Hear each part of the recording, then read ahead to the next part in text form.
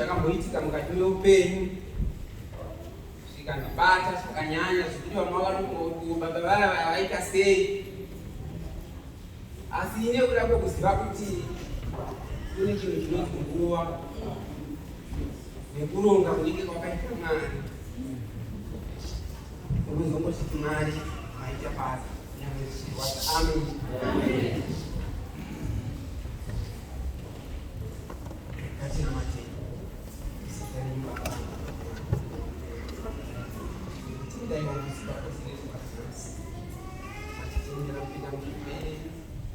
Muine chinangwa wamasimba ose.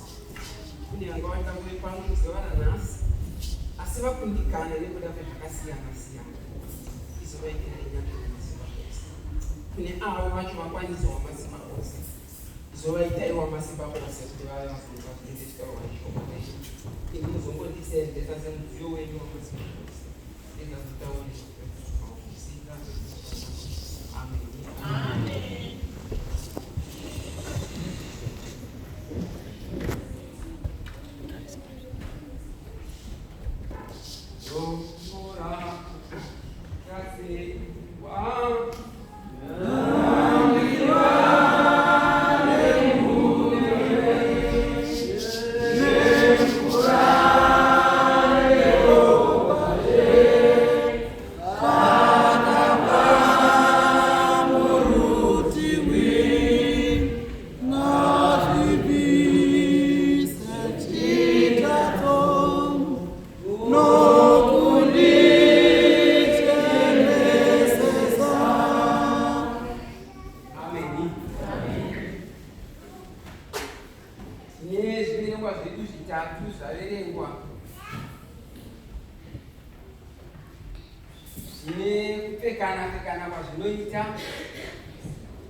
Nekuti tikaitarisa kuna Isaya, ni Isaya ari kuprofita. Achiprofita zvichaitika pamberi.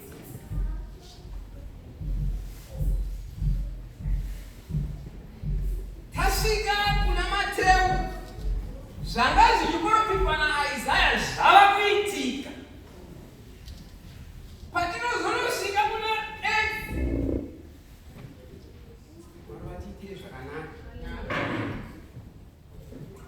kuna Isaiah 42 wani yacho iri kuti tarira muranda wangu wandinotsigira, musanangurwa wangu unofadza mweya wangu, ndakaisa mweya wangu pamusoro pake, uchavigira marudzi ose kururamiswa. Amen. Amen. Amen. Amen. Zvanzi tarisai muranda wangu.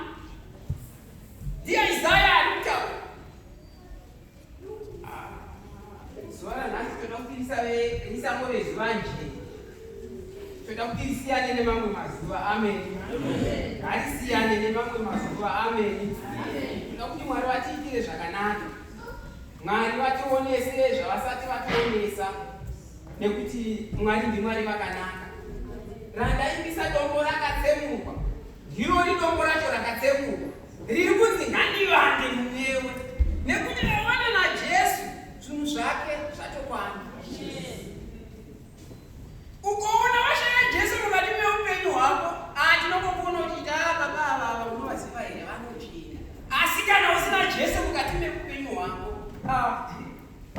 tichazvitaura zvedu. Tinozvitaura. Nekuti Bhaibheri rinoti aona naJesu zvinhu zvake zvese zvakwana. Kana usina Jesu hapana upenyu. Nekuti iye Jesu ndiwo zvaakaita pano kuzodzikinura avo vakasungwa, kuzodzikinura vane matambudziko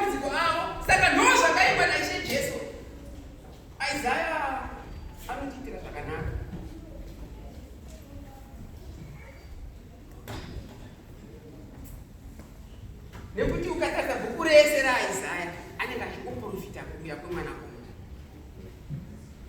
Zvino kuna Matthew mwanakomana auya totaura zvekubhabhatidzwa kwaJesu. Akabhabhatidzwa naJohani. Aenda ikoko Jesu akunobhabhatidzwa naJohani. Johani anoti aiwazve izvi hazvigoni kuti imi mubhabhatidze ini, imi ndimi mukatobhabhatidze ini, asi pane nyaya iripo yatoda kuti tinzwisisane, pane nyaya yatinoda kuti titaurirane varume, pane zvinoti munhu akazvarwa nemukadzi pane zvinenge zviri paari zvinoda kuti ugozonyikwa mumvura. Paunonyikwa mumvura zvinhu izvozvo zvinobva zvaita zvakanaka. Amen. Amen. Ndosaka Ishe Jesu vakapinda nemuna Maria. Kupinda kwaita kuna Maria ndokwaita kuti vaite kuna Johani. Ndozvanzi zvizadzikiswe kuti ngazvizadzikiswe. Iwewe ndibhabhatidze, pane zviri kuzadzikiswa. Ishe Jesu vakauya kusikozadzikisa. Amen.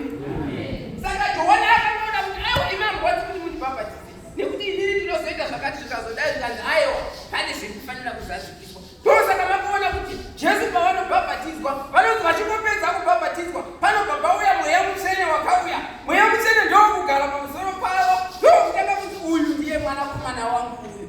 Makane chikonzero zvakanga zviripo zvakanga zvanyikwa mumvura. Kubhabhatidzwa varume hamadiwa kune zvakunoreva. Amen. Nekuti mukazvitarisa kuti vamwe tikabhabhatidzwa nemazita atanga tichiseenzesa tinobva tatochinja, tinenge taavanhu vata. Amen. Hainini handinyanyi kutaurisa zvangu mukazoti achatanga kutaura munoona ndaakutonogara. Amen. Saka nyaya yekutaura nekubhabhatidzwa kune zvakunoreva nekuti Jesu vakatobhabhatidzwawo. Dai zviri zvekuti zvanga zvisina chazvinoreva Jesu vaisabhabhatidzwa. Amen. Asiwo vakatouyawo vakabhabhatidzwa naJohani. Johani akatenga aonone kuti aiwazve ko imi ndokubhabhatidzai sei, imi mahaiwa zvenyu zvakatoringana. Asati aiwa pane zviri kufanira kuzadzikiswa. Saka zviri kuzadzikiswa izvozvo zvaurifanira kuti iwe uzadzikise chindibhabhatidza. Kubva pakangobhabhatidzwa Jesu hai minana ndopatakatanga kuiona vakuchitanga kuita vachiita zvavanoita vachiparidza umambo Jesu. Amen.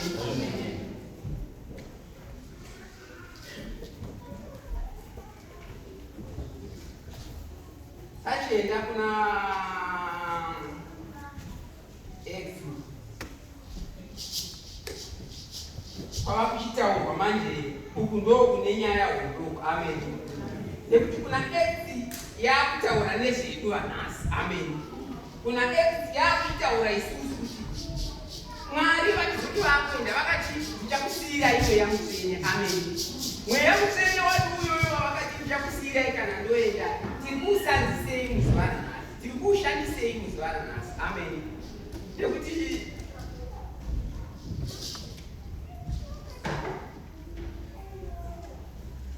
zvinonzi muimba yaMwari hamuna mudziyo yegoridhe chete. Amen. Mune yesirivha, mune ndarama. Amen.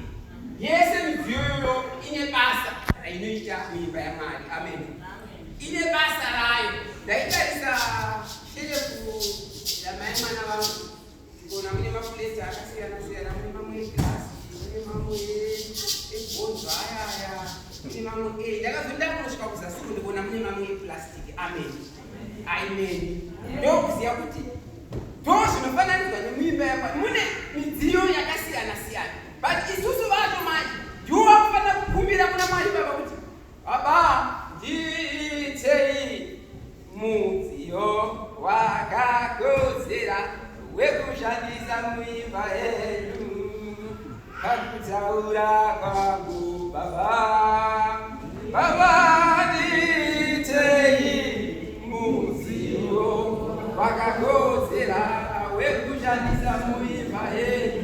Hama regai ndikutaurirei, mukufamba kwatinoita tiri midziyo, mukufamba kwatinoita tiri tsamba, pane vari kuverenga tsamba tichifamba.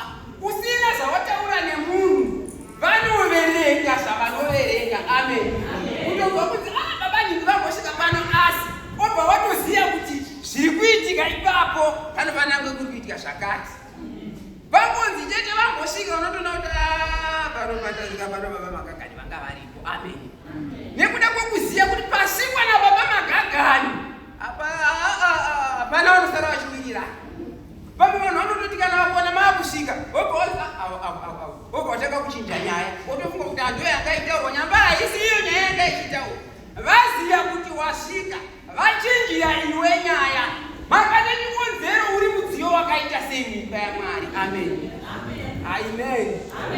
Mwari vatiitire zvakanaka nekuti nyaya yemudziyo iyi inyaya inotiitira zvakanaka kwazvo nekuti yepurasitiki ngati irimo inotonzoka mwana kamumunzi kakati mama nda unotamba kazeti pezvo kunotambisa komba kakandirwa imwitiro yepurasitiki. Tikati okay, midziyo iyi ine basa rayo. Iyi midziyo ine havana kukanda webhonzo waunoti bhonzo kana wegirasi yakasara irimo akapuhwa wepurasitiki. Saka hama vadikanu toda kuti titaurirane nhasi kuti muimba yaMwari toda kuti tive midziyo yakakodzera kuseenzesa muimba yaMwari. Amen. Iwe mukati memwoyo wako izwa kuti Mwari inini ndiiteiwo mudziyo ko ini ndini ndakaita seiwo kunodai ndiiteiwo mudziyo wekuti iseenze muimba yaMwari nekuti muimba yaMwari mune basa rakawanda rinoita. Amen. Mabasa emuimba yaMwari akawandisa.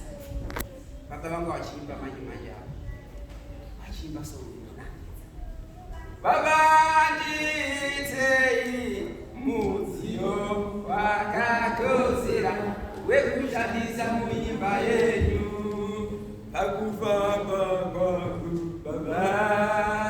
Baba ndiitei mudziyo wakakodzera wekushandisa muimba yenyu.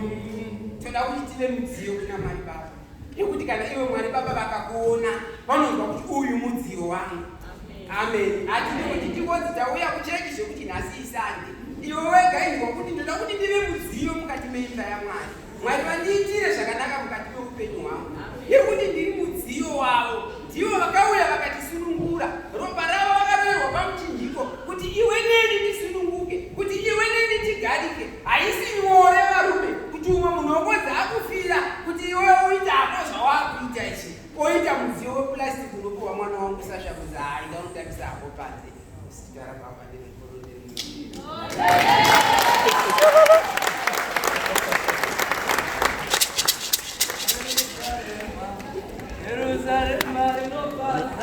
Good.